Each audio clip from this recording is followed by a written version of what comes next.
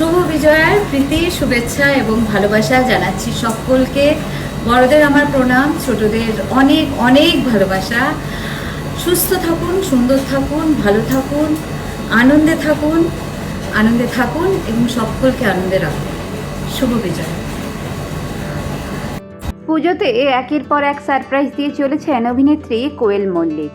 প্রথমেই 1 বছর বাদে মেয়ের মুখ দেখিয়েছেন অভিনেত্রী কোয়েল মল্লিক। মেয়ে কাব্যাকে এই পুজোতেই সবার সামনে এনেছেন তিনি।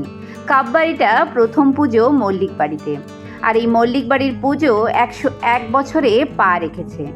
আজ বিজয়া দশমীর দিন মায়ের সাথে আনন্দ ভরে সিঁদুর খেলেছেন অভিনেত্রী কোয়েল মল্লিক, এবং তারপরেই সমাজ মাধ্যমে শুভেচ্ছা বার্তা জানিয়েছেন অভিনেত্রী কোয়েল মল্লিক।